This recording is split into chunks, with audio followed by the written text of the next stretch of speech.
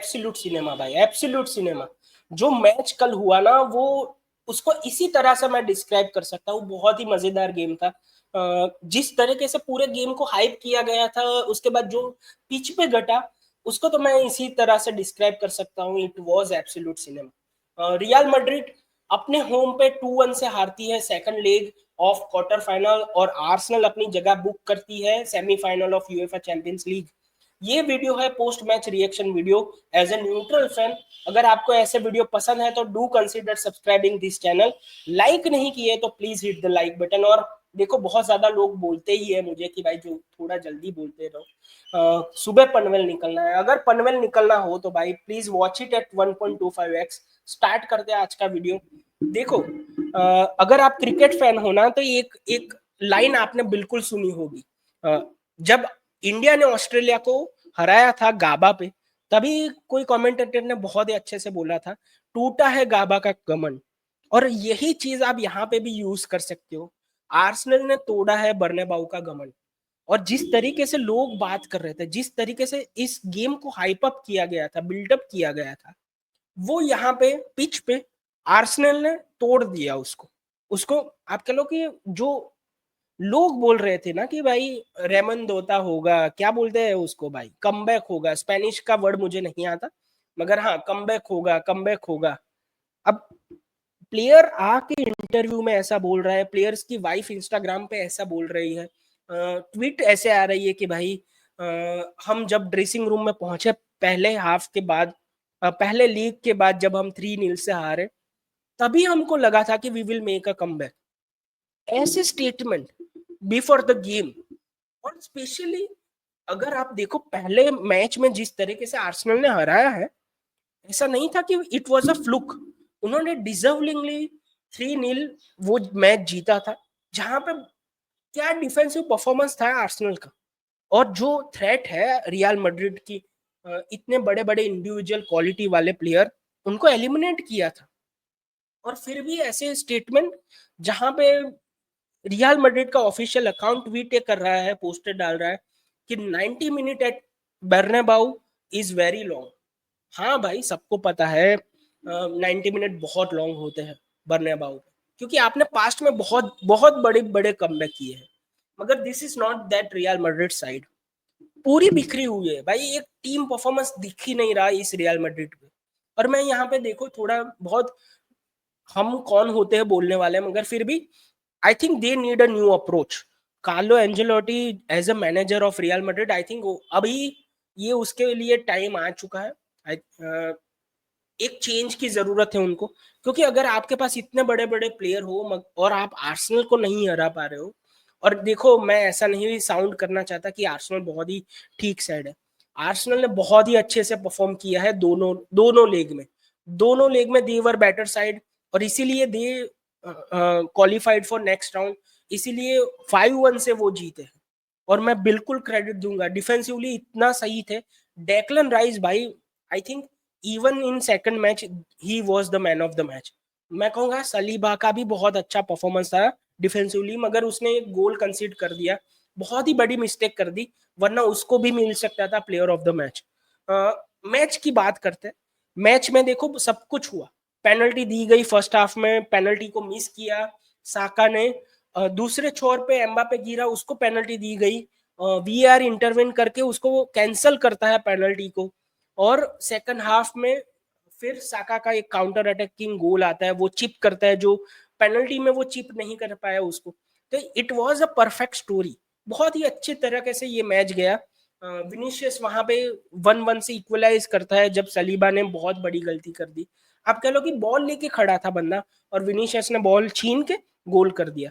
और फिर मार्टिनली 2-1 से लीड ले लेता है। तो बहुत ही अच्छा मैच गया। दो तीन चीजें मैं यहाँ पे पॉइंट आउट करूंगा। पहले तो रियल मैड्रिड का अप्रोच, मुझे लगा कि रियल मैड्रिड का अप्रोच बहुत ज्यादा अग्रेसिव था। ऑफ कोर्स अगर आपको कमबैक करना हो तो आपको अग्रेसिवली खेलना पड़ता है अपने होम पे। पहले 15-20 मिनट में कंट्रोल लेना पड़ता है और गोल करने की कोशिश करनी पड़ती है।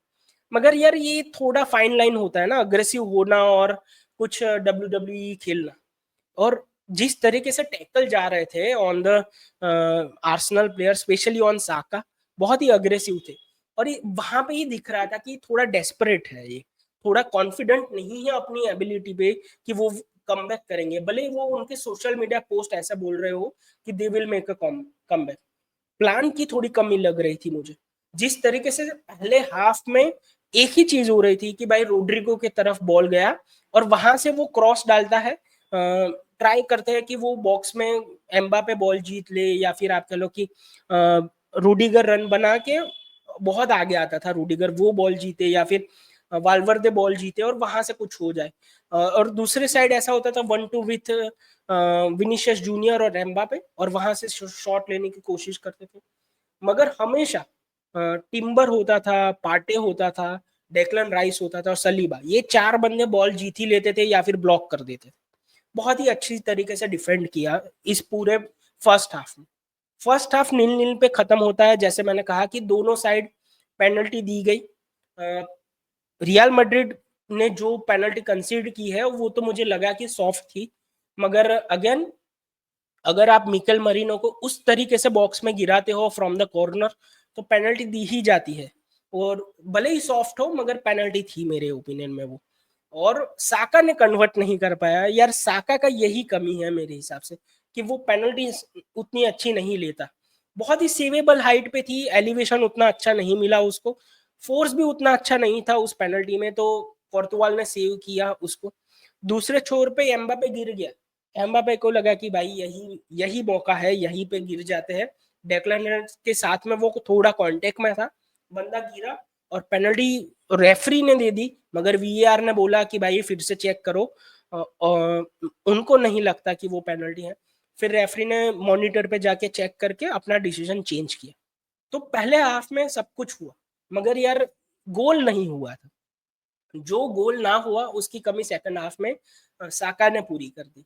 क्योंकि देखो, कंट्रोल मैं कहूंगा कि भले ही आर्सेनल के पास उतना ना हो, मगर गेम का कंट्रोल उनके पास था, पोजीशन भले उतना नहीं था।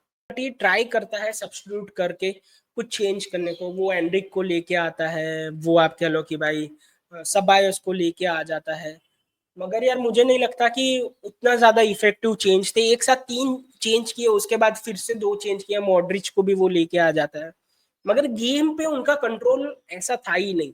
बॉल भले उनके पास था मगर वो पोजीशन का कोई फायदा नहीं था। वो एक ही चीज कर रहे थे कि भाई विनीशियस को बॉल दो, एम्बापे को बॉल दो, और इस साइड पे रोड्रिगो को बॉल दो, और होप कर रहे थे कि कोई क्रॉस आर्सेनल का डिफेंडर क्लियर ना करे और हम वहां पे सेकंड बॉल जीत के कुछ करें। जूड बेलिंगम, वाल्वर्दे, उन दोनों को आर्सेनल की मिडफील्ड खा गई थी। मुझे ऐसा लगा आर्सेनल की मिडफील्ड ज्यादा अच्छी थी। ओडिगार्ड और डेक्लन राइस तो भाई मैं कहूंगा कि 100 मिलियन वसूल है भाई। ये दो परफॉर्मेंस ही 100 मिलियन वसूल कर दिए उसके। इवन दो मैं कहूंगा पिछले 2 साल से लोग बोल रहे हैं कि भाई डेक्लन राइस और साका, उन दोनों में से सबसे इंपॉर्टेंट प्लेयर कौन है, तो कुछ लोग बोलते हैं साका है, कुछ लोग बोलते हैं डेक्लन राइस है, मगर ये प्रूव करता है कि भाई डेक्लन राइस इज बेटर। मतलब आप आर्ग्यू कर सकते हो कि is as good as anyone in that defensive midfield role. बहुत ही अच्छा बंदा, मतलब हमेशा वो होता है बॉल को क्लियर करने में। 2-3 काउंटर भी हुए, साका ने काउंटर किया, मार्टिन अली ने, जिसको क्लियर भी कर दिया था। असेन्यो ने, जो उनका सेंटर बैक है, कॉर्नर भी कंसीड किया था। मगर यार मैं कहूंगा कि जब तक साका का गोल नहीं आया तब तक ये मैच ऐसी ही थी, जहां पे फाउल हो रहे थे, अलाबा को कार्ड मिला था, आप कह लो दूसरे छोर पे लूकास वास्कस को कार्ड मिला था। तो बहुत ही अग्रेसिवली टैकल्स हो रहे थे, फाउल हो रहे थे, उतना फ्लो नहीं था। जब गोल आया ना आर्सेनल का, उसके बाद ये गेम खत्म ही हो गया। यू आप आपको लग रहा था कि भाई मुझे, मतलब अगर आप न्यूट्रल हो तो वहां पे आपको लग रहा होगा कि यार यहाँ पे कुछ नहीं होगा रियल मैड्रिड से, मगर सलीबा मिस्टेक करता है, विनीशियस वो उसके पास से बॉल छीन लेता है और गोल करता है। और रियल मैड्रिड फैन को थोड़ी बहुत होप होगी कि भाई हाँ यहाँ से कुछ हो जाए, मगर अगेन उसके अलावा बहुत कुछ नहीं हुआ। और एक चीज मैं यहाँ पे बिल्कुल बोलूंगा, एम्बापे और विनीशियस जूनियर दोनों एक ही एरिया से ऑपरेट करते हैं ना, तो बीच में कुछ होता ही नहीं है रियल मैड्रिड को। I think real Madrid need a striker. अब पता नहीं मुझे कि किस तरीके से आगे देखेंगे रियल मैड्रिड, मगर ये वर्क नहीं कर रहा। आप आप बिल्कुल अपनी इंडिविजुअल ब्रिलियंस पे दोनों प्लेयर जीता सकते हो मैच, मगर एक टीम के तौर पे फंक्शन नहीं कर रही अच्छे से ये टीम, तो वो एक इश्यू मुझे लगा। और बाद में तो भाई मार्टिन अली को एक काउंटर पे अच्छा रन मिलता है और उसको वो फिनिश करता है, और 2-1 के साथ रियल मैड्रिड हार जाता है ये मैच आर्सेनल के सामने। मुझे लगता है कि 3 पॉइंट जैसे मैंने मेंशन किए, बहुत ही ज्यादा अग्रेसिव थे, कोई क्लियर गेम प्लान नहीं दिख रहा था, सिर्फ होप करना कि हम बॉल को क्रॉस करेंगे और बीच में कुछ हो जाएगा। और तीसरा कि भाई विनीशियस जूनियर और एम्बापे दोनों के बीच में उतना अच्छा वेवलेंथ मुझे नहीं लगा। दो जगह पे विनीशियस पास कर सकता था एम्बापे को, मगर दोनों जगह पे उसने शॉट लिया, और राया को उतना ज्यादा टेस्ट नहीं कर पाए थ्रू आउट दोनों लीग। मुझे लगता है कि राया को उतना ज्यादा टेस्ट नहीं किया उन्होंने, तो ये 3 कमी मुझे लगी। आपको क्या लगता है, आप भी लिखो। बहुत ही डिजर्विंगली आर्सेनल सेमीफाइनल में गई है। इंटर का भी बहुत अच्छा मैच हुआ बायर्न म्यूनिख के साथ, मगर उसको हम कवर करेंगे लाइव स्ट्रीम में आज शाम को जो हम करने वाले हैं उस पे।